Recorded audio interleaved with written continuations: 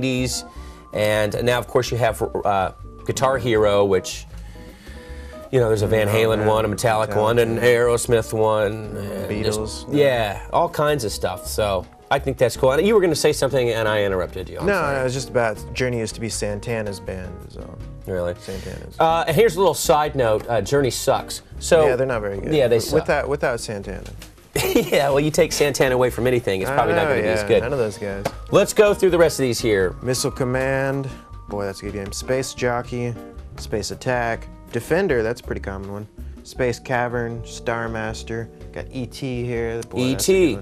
Infiltrate, then you know Q*bert, Frogger, Freeway, Combat, Mario Brothers, Stampede, that's a good one. Stampede, and these are catalogs, correct? Yeah, Wow, I've just had the good fortune of finding some cool stuff. No, I'm scared I'm gonna.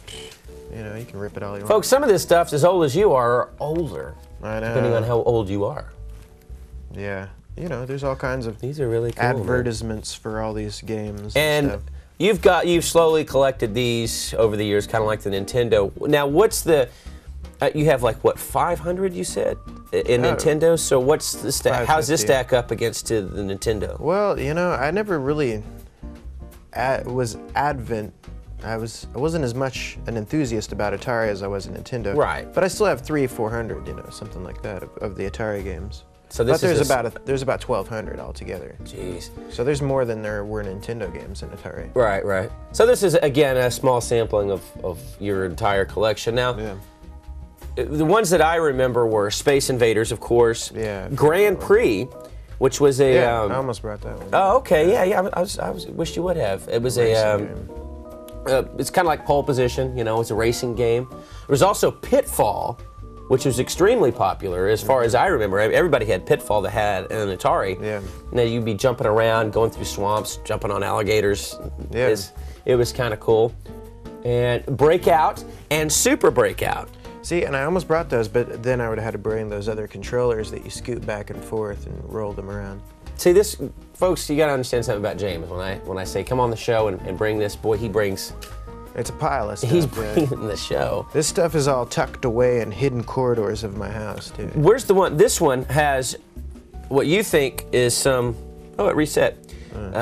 Some money value or something. It's never you been think, opened. It's sealed, but you know, I should have brought the book too that gives you all the values of the games. But this one's like an $80 game, which I was totally surprised to find. For $3, which was my last $3 at the time. What do you think the year was? Does it have a copyright? It's 1983 is what it says. 84 or something like that. 83. And the thing about 1983 was there was so many video game consoles on the market in 1983 that they all crashed, and that's why you don't have anything from 83 to 84. Yeah. And then Nintendo jumped and survived, you know, kind of commandeered everything with the Nintendo console. Commandeered? How about Commodore? Yes. Oh! That's a bad joke. I did rim shot. Rim shot! Okay. Yeah, the monitor. This is, we had a Commodore 64 in the early 80s. It was the PC of the day. It's awesome, too. And so this is what we're viewing Mario Brothers on, is this old school Commodore 64 monitor. Where did you pick this up at? Well, when the band goes on tours, I try to fill the car with as much resale stuff as possible and interesting things like this. Yeah. So I had found it on Craigslist in Denver, and it took all the Commodore 64 and everything took up a whole seat on the road, which we were leaving Bonnie behind, so that kind of. You're out of the band. Why? Because I need this seat for the console. For the Commodore 64. Yeah, 64. exactly. And it's an awesome game. And there's a lot of great musical programs because the Commodore 64 had a great sound chip, and it was called the SID, Sound Interface Device. And they later went on to make, the guy who made the SID chip later went on to make some great synthesizers. But with the musical programs from this early computer, the Commodore 64, right, you could just make all kinds of amazing sounds, and I'm fortunate enough to have a lot of those too. Yeah, you have that deal where you can tap into the sound card and do some stuff, and you look forward to that on Currentland at some point. I think that I'm going to have to do that. Okay, so let's go ahead and wrap this up. James, again. Just one more time. Oh, you got to do these, yeah? Prototypes, Atari prototypes. What you have is an upper and a lower chip that goes in this, and that plugs into the Atari. That's it. I'm done. Done with all my crap. Too much. Right, here we go. Cheers, a little coffee here. All right. Yeah. Folks, this second season so far has been pretty dadgum good. And thank you again for coming on. I guess you want to come back next week? Next Thursday's Thanksgiving. Is it? Yeah.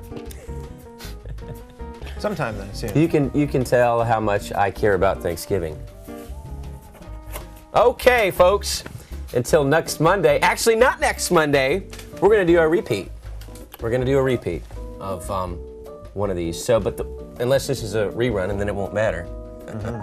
Yeah. Until next Monday. Not really next Monday. We'll see you next week, folks, at 11:30 a.m. with a new or different or previously shown episode. Until then, oh, you want to play? You want to play? Let's play. I'm gonna rock. Folks, we'll see you around.